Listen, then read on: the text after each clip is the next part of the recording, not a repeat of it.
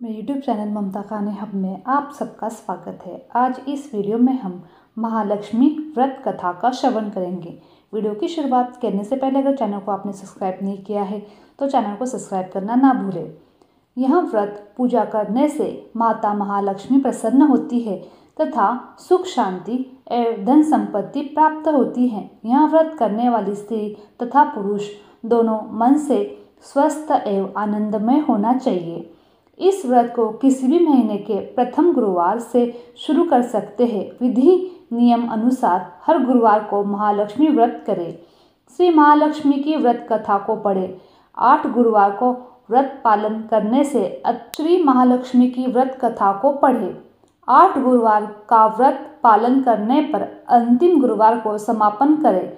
वैसे यह व्रत पूरा वर्ष भी कर सकते हैं। पूरे वर्ष भर हर गुरुवार के दिन देवी की प्रतिमा या फोटो के सामने बैठकर व्रत कथा पढ़ें।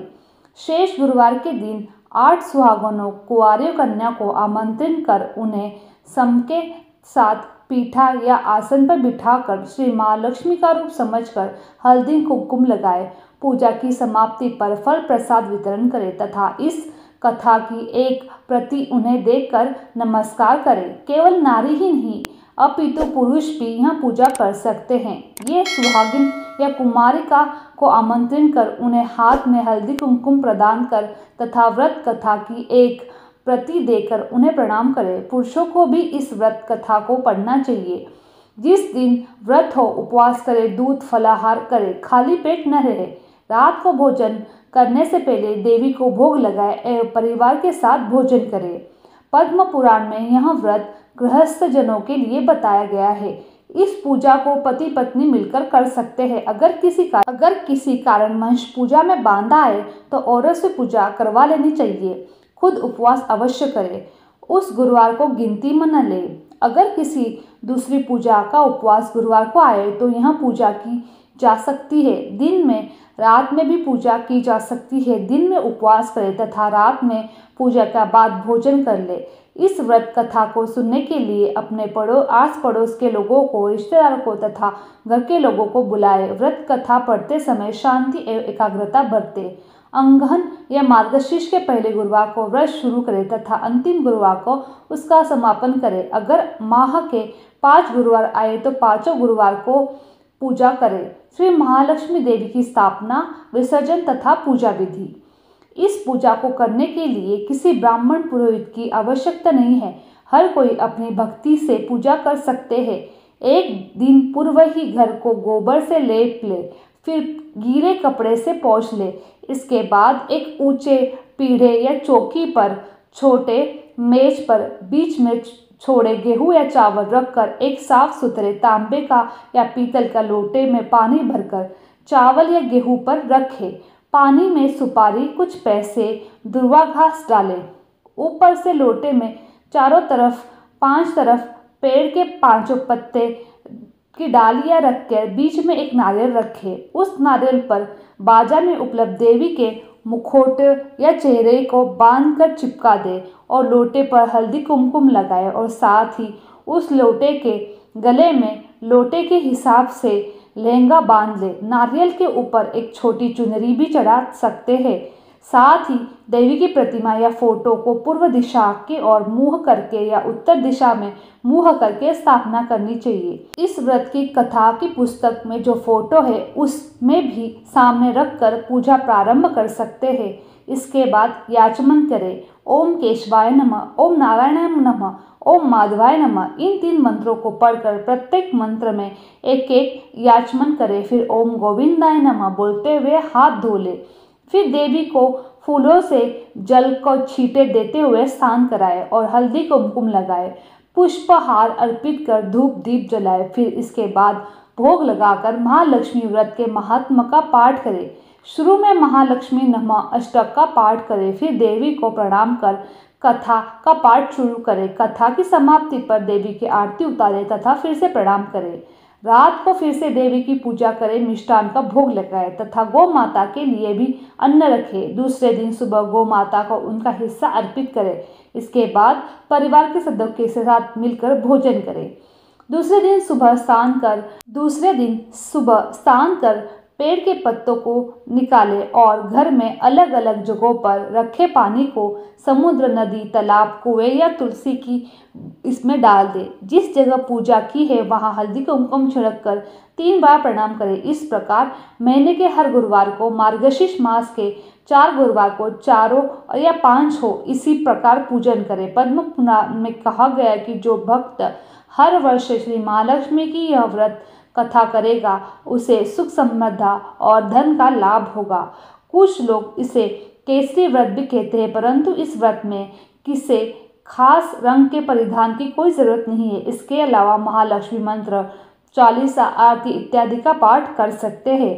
पूजन सामग्री में आप 1 नारियल पानी वाला, 1 सुपारी, हल्दी की गांठ, 1 रुपया या सोने चांदी का सिक्का, कलश में डालने के लिए 1 पाटा, चौकी या छोटा टेबल, 1 स्वच्छ धुला हुआ वस्त्र, पाटा या चौकी पर बिछाने के लिए 1 कलश जिसमें नारियल की स्थापना हो सके, 5 प्रकार के फल, 5 पेड़ों के पत्ते कोई भी ले सकते हैं। महालक्ष्मी अष्टकम का पाठ करें। अथ श्री महालक्ष्मी अष्टकम। नमस्तुसे महामाये श्रीपीठे सुरपूजिते शंख चक्र गदाहस्ते महालक्ष्मी नमस्तुते। नमस्ते गरुड़ाढ्यने कोलासुरभयकर्णी सर्वपापहरणे देवी महालक्ष्मी नमस्तुते। सर्वज्ञे सर्ववरदे सर्वदुष्टभयंकरी सर्वदुःखहरे देवी महालक्ष्मी नमस्तुते। सिद्धि बुद्धि पदे मुक्ति भुक्ति प्रदायिनी मंत्र मुक्ते सदा देवी महालक्ष्मी नमस्तुते। आद्य हरिते आद्य शक्ति महेश्वरी योगजे योग संभूते महालक्ष्मी नमस्तुते।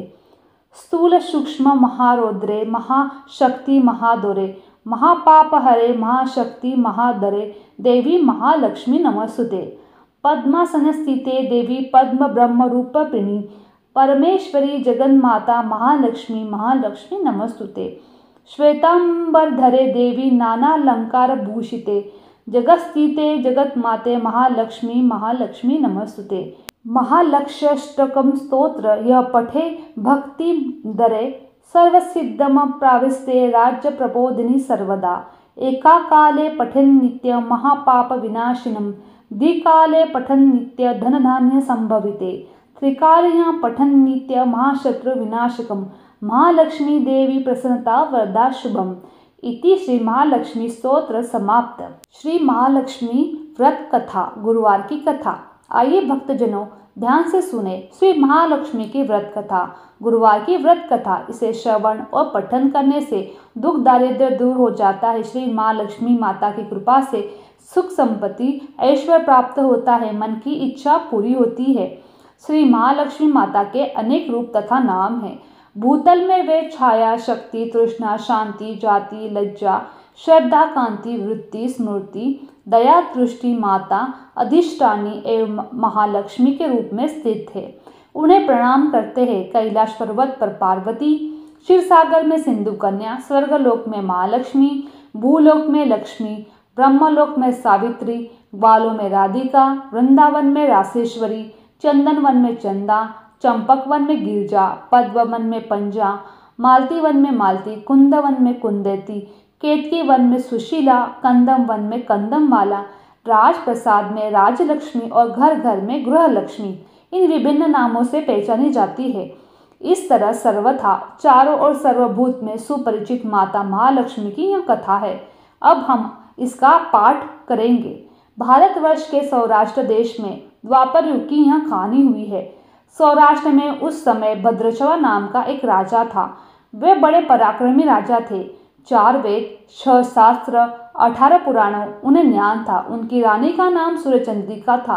रानी दिखने में सुंदर, सुशीला, प्रतिव्रता थी। उन दोनों को 7 पुत्र तथा उसके साथ एक कन्या का वरदान मिला था। कन्या का नाम श्यामबाला था। एक बार महालक्ष्मी जी ने मन के आया कि वह जाकर राजप्रसाद में रहे।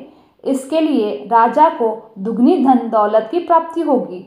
वहां इस धन दौलत से अपनी प्रजा को सुख दे पाएगा।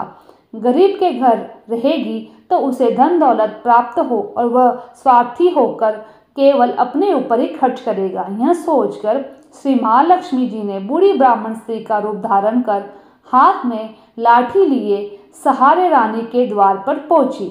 यद्यपि उन्होंने बूढ़ी औरत का रूप धारण किया था, पर उनके चेहरे पर देवी का तेज था। उन्हें देखते ही एक दासी सामने आई। उसने इनका नाम, धाम, काम, कर्म पूछ डाला। वृद्ध ब्राह्मण का रूप धारित माता लक्ष्मी ने कहा, बालिके, मेरा नाम कमला है। मेरे पति का नाम भुवनेश है। हम द्वारिका में रहते हैं। तुम्हारी रानी पिछले जन्म में एक वैश्य की पत्नी थी। यह वैश्य गरीब था। दारिद्र्य के कारण हर रोज घर में झगड़े होते थे तथा उसका पति रोज उसे मारता था। इन बातों से तंग आकर वह घर छोड़कर चली गई तथा वन जंगल में खाली पेट भटकने लगी। उसकी इस दशा से मुझे दया आई। तब मैंने उसे सुख समृद्धि देने वाला महालक्ष्मी व्रत की कथा सुनाई। मेरे कहने पर उसने श्री महालक्ष्मी व्रत किया। श्री महालक्ष्मी प्रसन्न हुई। उसकी गरीबी दूर हुई। उसका घर संसार दौलत संपत्ति से भर गया। बाद में पति पत्नी दोनों परलोक सिधारे। लक्ष्मी व्रत करने के कारण लक्ष्मी लोक में रहे। उन्होंने जितने साल महालक्ष्मी व्रत किया, उतने 1000 साल उन्हें सुख भोग मिला। इस जन्म में उसका जन्म राजघराने में हुआ है, परंतु वहाँ श्री महालक्ष्मी व्रत करना भूल गई है। उसे यहाँ याद दिलाने के लिए मैं यहाँ आई हूँ। बुढ़िया की बातें सुनकर दासी ने उन्हें प्रणाम किया तथा श्री महालक्ष्मी व्रत किस तरह किया जाए इस बारे में बुढ़िया से पूछ लिया। बुढ़िया का रूप धारण किए हुए श्री महालक्ष्मी माता ने दासी को पूजा विधि तथा महिमा बताई। इसके बाद वह दासी माता को प्रणाम कर रानी को बताने के लिए अंदर चली। राजवैभव में रहने वाली रानी अपने ऐश्वर्य का बहुत घमंड हुआ था। संपत्ति तथा अधिकार की वजह से वह उन्मत्त हो गई थी। दासी द्वार पर बताई गई बुढ़िया की बातें सुनकर वह आग बबूला होकर राजद्वार पर आ रही बुढ़िया रूपी महालक्ष्मी पर बरस पड़ी।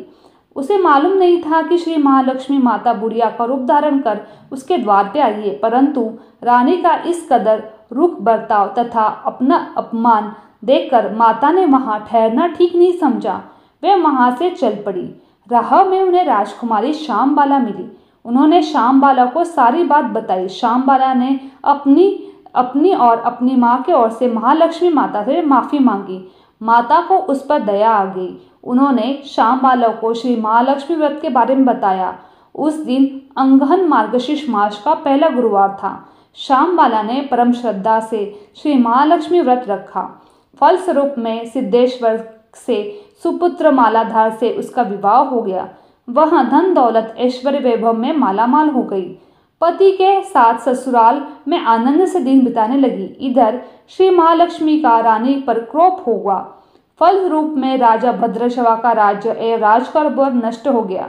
यहाँ तक कि उनके खाने के लाले पड़ गए। ऐसी हालत में एक दिन रानी ने राजा से निवेदन किया कि हमारा दामाद इतना बड़ा राजा है, धनवान है, ऐश्वर्यशाली है, क्यों न उसके पास जाए, अपनी हाल उसे बताए, वह हमारी जरूर मदद करेगा। इस बात पर राजा भद्रशवा दामाद के पास रवाना हुआ। राज्य में पहुंचकर एक तालाब के किनारे थोड़ी देर विश्राम लेने के लिए ठहरा। तालाब से पानी लेने आते दासी ने देखा। उन्होंने विनम्रता से उनकी पूछताछ की। जब उन्हें यह मालूम हुआ कि वे रानी श्यामबाला के पिता है, तो वे दौड़ते हुए जाकर उन्होंने रानी को सारी बात बताई। रानी ने दासी के हाथ राज परिधान भेजकर बड़े ठाठ से उनका स्वागत किया, आदर सत्कार किया, खान पान करवाया। जब वे लौटने लगे तो सोने की मोहरों से भरा घड़ा दिया। राजा भद्रशवा जब वापस लौटे तो उन्हें देखकर रानी सूर्यचंद्रिका खुश हुई। उन्होंने सोने की मोहरे से भरा घड़ा खोला, पर हाय भगवान, घड़े में धन के बदले कोयले मिले। यह सब श्री महालक्ष्मी के प्रकोप से हुआ था।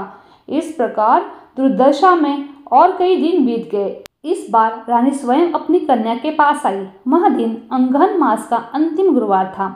श्यामबाला ने महालक्ष्मी का व्रत किया, पूजा की, अपनी माता से भी करवाया। इसके बाद रानी अपने घर आई। श्री महालक्ष्मी व्रत करने पर उसे फिर से अपना राजपाट, धन दौलत, ऐश्वर्य प्राप्त हुआ। वह फिर से सुख शांति आनंद में जीवन बताने लगी। कुछ दिनों बाद राजकन्या श्यामबाला अपने पिता के घर आई।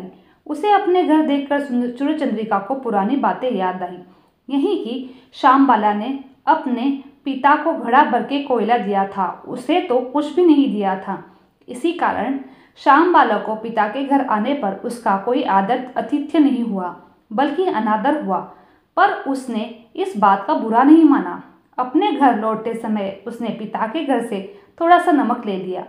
अपने घर लौटने पर उसके पति ने पूछा, अपने मायके से क्या लाई हो? इस पर उसने जवाब दिया, वहाँ का सार लाई हूँ। पति ने पूछा, इसका मतलब क्या हुआ? श्यामबाला ने कहा, थोड़ा धीरज रखे, सब मालूम हो जाएगा। उस दिन श्यामबाला ने सारा भोजन नमक बिना डाले बनाया और परोसा। पति ने खाना चखा। सारा खाना नमक बिना उसे स्वाद न लगा। फिर श्यामबाला ने थाली में नमक डाला। इससे सारा भोजन स्वादिष्ट लगने लगा। तब श्यामबाला ने पति से कहा, यही वह मायके से लेकर आई है। पति को उसकी बात सही लगी। फिर वह दोनों हंसी मजाक करते हुए भोजन करने लगे। कहा गया है कि इस तरह जो कोई श्रद्धा भाव से श्री माँ लक्ष्मी की पूजा करता है उसे माता की कृपा प्राप्त होती है, सुख संपत्ति शांति प्राप्त होती है, सभी मनोकामनाएं पूर्ण होती है। परंतु यह सब प्राप्त होने पर माता की पूजा करना न भूलनी चाहिए। हर गुरुवार को व्रत का पाठ अवश्य करना चाहिए। इस तरह महालक्ष्मी की महिमा भक्तों की मनोकामना पूरी करती है। इस प्रकार श्री महालक्ष्मी गुरुवार की कथा संपूर्ण होती है। बोलो महालक्ष्मी माता की जय। अथ श्री महालक्ष्मी अष्टकम। नमस्तुते महामाये श्रीपीठे सुरपूजिते शंखचक्र गदाहस्ते महालक्ष्मी नमस्तुते। नमस्ते गरुडारूढ़े कोलासुरभयंकरी सर्वपापहरे देवी महालक्ष्मी नमस्तुते। सर्वज्ञे सर्ववरदे सर्वदुष्टभयंकरी सर्वदुःखहरे देवी महालक्ष्मी नमस्तुते। सिद्धि बुद्धि प्रदे मुक्ति भुक्ति प्रदायनी मंत्रमूर्ते सदा देवी महालक्ष्मी नमस्तुते।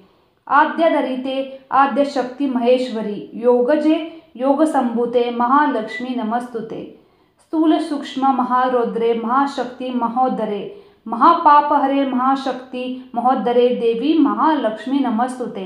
पद्मासन स्थिते देवी परब्रह्म स्वरूपिणी परमेश्वरी जगत माता महालक्ष्मी महालक्ष्मी नमस्तुते। श्वेतांबरधरे ते देवी नानालंकार भूषिते जगत्स्थिते जगत माते महालक्ष्मी महालक्ष्मी नमस्तुते। महालक्ष्मी अष्टकम स्तोत्र यह पठे भक्ति मात्रम सर्वसिद्ध प्रवोति राज्य प्रपोति सर्वदा। एका काले पठन नित्यम महापाप विनाशिनम द्विकाले यह पठे नित्यम धन धान्य संभवति त्रिकाले यह पठे नित्यम महाशत्रु विनाशकम महालक्ष्मी भव नित्यम प्रसन्नता वरदा शुभम इति महालक्ष्मी स्तोत्रम संपन्न।